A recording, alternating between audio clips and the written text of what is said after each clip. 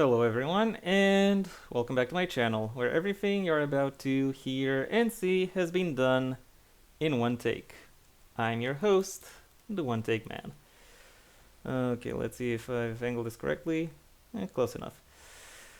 And in keeping with the tradition of Mortal May, I welcome you to my video on how I would remake MK3. Now, this video builds upon the my previous videos where I talked about what I would do with MK 1 and 2, and suffice it to say, this video is the one about the actual invasion of Earthrealm by by Outworld. That being said, I won't go too deeply into the invasion itself or really its mechanisms. Rather, I'm just going to give you a brief overview of some of the most important characters that are involved, and beyond that, some of the events that I think should be covered over the course of this invasion. Now, with that being said, let's dig into it. And we're starting out with Quan Chi, who would be in on Earth, or in Earthrealm to be more specific, reviving Sindel, because because the over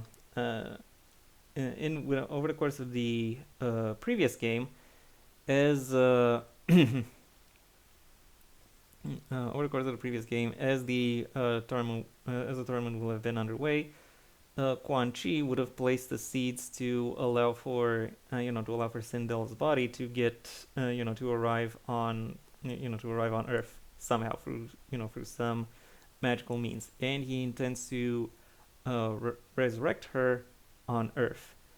When he does that, he is able to he then sends a signal to Shao Kahn out in Outworld that he has in fact done that, and then Shang Tsung, and then Shang Tsung tells Shao Kahn that the deed is done and that they can now and that now there isn't really any particular and that now he has the and now because his wife has technically been found in in Earthrealm, he is very much allowed to travel there to recover her. However, he doesn't travel by himself. He travels with his entire army, thereby invading Earthrealm without actually technically invading. and and and his army, and we not only follow him and his side of the army that he commands, we're also looking at the various sides of his military that he is commanding. So we'll be following Baraka, who will basically lead the bulk of his forces, the Tarkatans, over the course of their invasion. Then we got Reptile leading his Saurians, maybe akin to some type of special force that the Outworld forces have at their disposal, or maybe there just might be some kind of distinctive regiment that that does a specific thing. Then we also have Noob, who would be leading the Revenants, basically a literal army of the dead.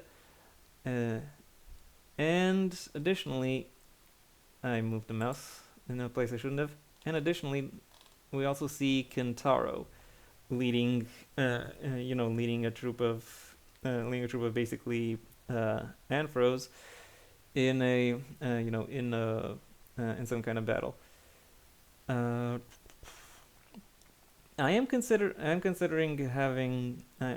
potentially having Goro there, as leading his people, the dragon people, but in my mind, I think he would still be busy with the he might still be busy at this point with the Civil War.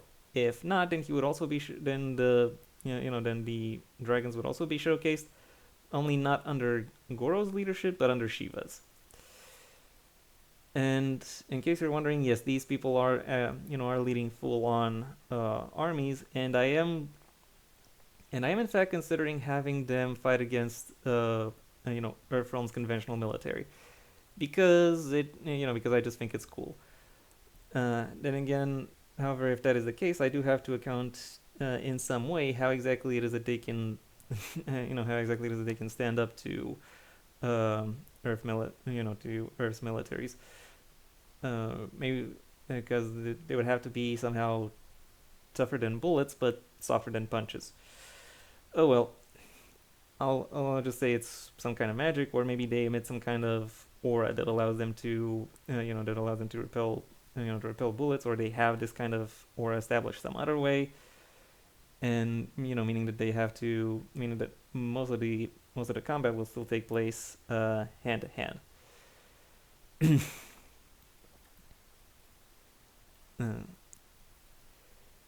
And that is something. However, this phenomenon will be large scale and absolutely large scale and observable from pretty much anywhere, including and of course Katana and Melina are also there, but I imagine they would be a little bit closer to Shao Kahn, maybe serving as commanders to a kind of bodyguard legion, or maybe some kind of special detachment that can serve some very specific war roles. Except this time it's Melina who has the lead over the two sisters, given that she would have won out in a direct battle against Katana, who now has a very strong drive to prove herself. Let's put it that way.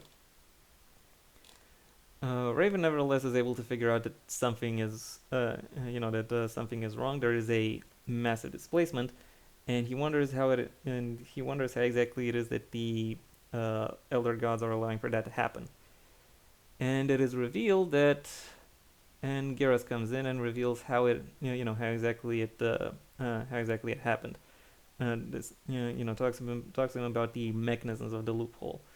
However, because of the actual mechanism and the way in which it is carried out, Shao Kahn still has to would still have to conquer it the old-fashioned way in order for Earthrealm to actually be assimilated within Outworld. So in that sense, they still have a chance, provided that provided the Earth's conventional military force is able to hold off the is able to hold off Outworld's forces. And however, the elder gods are able to see through this little trick, and while they cannot interfere directly, they can bring in their proxy, who in this case is Garrus, and also and have him activate the the defenders of Earthrealm, which includes Raiden, whose shackles on his powers would be removed for the purposes of this particular battle, or of this particular war. And once he does that, he decides to activate pretty much every Earthrealm warrior active. That includes so that will include all of the Earthrealm based ninjas. So that's Scorpion, Smoke, Sub-Zero. That would also include Sonya Blade, who keep in mind is part of an official military force, and I imagine her potentially taking the steps towards creating an active body that resists this an active international military body that would resist this that would resist any Outworld invasions. In the if I'm not mistaken, in the new timeline, or the second timeline, maybe in the first one as well, this was called the Special Forces, but lots of countries have special forces, so there is calling them that doesn't really sound too specific. Maybe maybe something else like Realm Defense Forces. And in that battle, she could have a very surprising ally, namely Kano, because he realizes that if because he realizes that given the magnitude of this battle, he is actually better off supporting Earthrealm because in supporting Earthrealm, he basically guarantees that the war goes longer and that his job as an arms dealer, arms smuggler, would be in uh,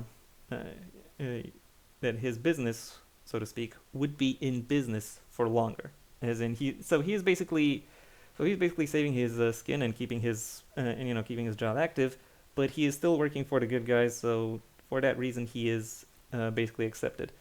And yes, this does lead to him escaping, escaping custody by the end of the game, and therefore keeping him out there as kind of a wild card for future installments.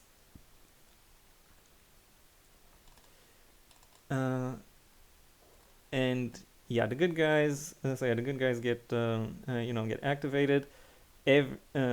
All the good guys that also includes, as I said, the ninjas and their organizations, the Lin Kuei, the Shirai Ryu, and resist the the opposing forces, at least for a while, and they do so by and they effectively are able to stop the generals of the opponents from conducting the invasion. And that, however, reaches a turning point when Ermac, a secret weapon of Outworld, basically, steps up and is able to, is basically able to change the tide of various one-on-one, two-on-two, or various other such smaller fights in the favor of Outworld, at least at least for a while. And oh, look at that, Goro is also here. So yeah, the point of him is that yeah, I think I initially didn't have my initial idea didn't really have any role for him, but I imagine him also being here potentially in the role of some kind of potentially as some kind of shock troop. So and again he's there to turn the tide of war more broadly. Just enough to make it so that the good guys don't win too easily. I still don't know whether any of the good guys would would die over the course of this game, but you know they are still facing some serious hardships. And now I think is the point where I can mention some some other story beats that I have in mind beyond just Tide of War, if I recall correctly. Oh yeah, the first of these plot points that I want to occur does feature Quan Chi. More precisely, it features around him turning on Shao Kahn. I'll get to White Katanas there in a minute. And as I was saying, the first of the plot points I want to cover is the fact that Quan Chi turns against Shao Kahn. That being said, this would occur more towards the end of the war, because Shao Kahn would want to delay the reuniting with his wife to the highest possible degree, because if he reunites with her, then his justification for this war would be lost. So he wants to keep that going for as long as possible. That being said, when he does actually manage to meet his wife, I imagine Quan Chi would try to turn against him, and this would reveal that all of the support that Quan Chi provided to Shao Kahn's war effort was basically just a red herring. something that would allow him to basically become the ruler who unites all the realms. Obviously, Shao Kahn would be able to. I think I called him Shang Tsung earlier. I meant Shao Kahn. Shao Kahn would still be able to maybe not pick up on it, but when Quan Chi tries to attack him, he's able to counter it, and that leads into these two guys having a huge fight, which allows Sindel to escape. I maybe even imagine her taking both of them down after they tired each other out, but I don't necessarily think that's the case. And next up on the storyline chopping block is Katana, who, as I've already mentioned in my video on MK2, has the same backstory as in the first two timelines, namely where she's an Adenian princess whose realm was conquered shortly after her birth, and she was assimilated within Shao Kahn's court. This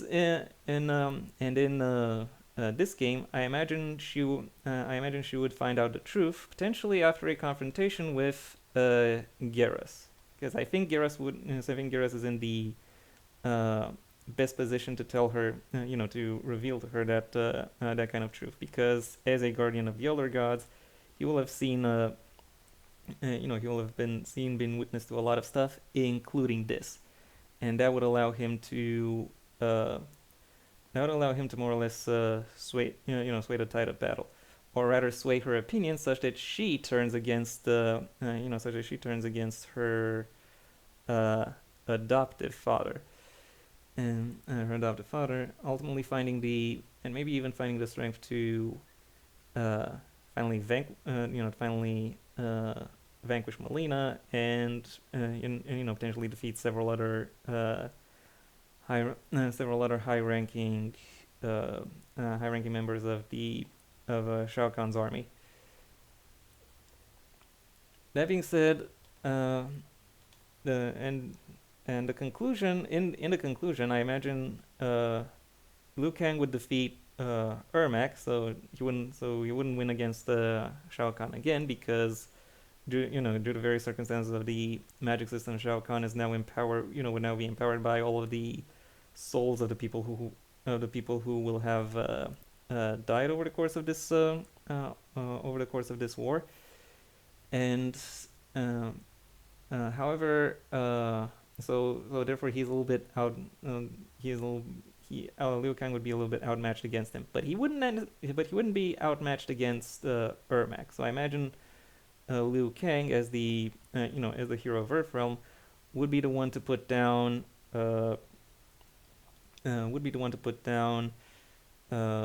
Outworld's ace in the hole. Maybe after Ermac scored some kind of major victory, major triumph, potentially against Geras himself, given that I already mentioned him. As for the Outworld Emperor himself, I imagine he would lose to Raiden. Again, I imagine, keep in mind, Raiden's powers will have been unbound at the beginning of this, war, in order to allow him, to better combat the threat that is, Shao Kahn presents, and Shao Kahn and his army presents. So I think he is the one who is best suited to end this war and finally defeat Shao Kahn. I imagine that will lead to Shao Kahn himself being potentially being killed or otherwise deposed, which in turn will lead to the rest of the realms becoming fragmented, and the six once again becoming six, rather than annexes of Outworld. That does have some consequences moving ahead, but I'll get to those a little bit later. And yeah, that was it. That was basically my suggestion for Mortal Kombat 3. This video is a little bit shorter than the rest, but to be honest, the premise of this video, the premise of MK3 is a little bit more, a little bit more expansive than the others, and I don't want to go in, and I don't want to go too deeply into any, into as many individual fights as I would need to, to fully script out these videos. So I can really only go for the brief overview. Keep in mind what I've said, what I said a little bit previously, that about how Sonya's efforts to coagulate Earth's militaries or Earth's intelligence services would in turn lead to the foundation of what would later become called, what has earlier been called special forces, but what I would want to call realm defense forces. And that is really the main consequence that goes on for Earthrealm itself. And I imagine, maybe Sonya, maybe Jax, maybe the two of them together could end up being, called up to it with, Johnny Cage as a former participant of Mortal Kombat and a, and a specialist in the field, allowing, and a specialist within the field of martial arts being brought in as a trainer, with their with Sonya and Johnny potentially starting out their relationship from that point forward. Again, that is something to consider as or something I will be thinking about as this particular mini-series goes ahead. Until I get to that next part of this mini-series, I would like to thank you for your attention. If you've enjoyed this video or found it to be interesting at least, well then please like the video, maybe even share it wherever you think other people will also like the video. If there is anything you'd like to add, either to the premise of my videos or to how I've put them together, well, that's what the comment section is for. And if you want to see when my next video gets released, well then, please subscribe. And ideally also ring the bell or do whatever else YouTube will ask of you in order to keep you notified. I also have a main channel where I talk about the print medium and various works therein, and by that I mean books. So if you're interested in my thoughts on both the medium of books as well as individual books, well then I suggest you go ahead and check that main channel out. A link to it is in the description down below, right past my social media links, which I also suggest you check out should you choose to. If, however, you find yourself less than interested in that particular topic, well then I suggest you stay on this channel and go through my extensive backlog, where aside from some videos or a number of videos on on video games, I primarily cover television and cinema, with reviews, with analyses, with overviews, with pitches, etc. I also touch upon a variety of other topics, so just go through my backlog and check them out. You are bound to find at least some of those to be interesting. If none of what I said catches your attention, well then I suggest you go ahead and do whatever you want the rest of your day, because it is your day after all. And yeah, this has been it for me. So until next time, I have been the One Take Man.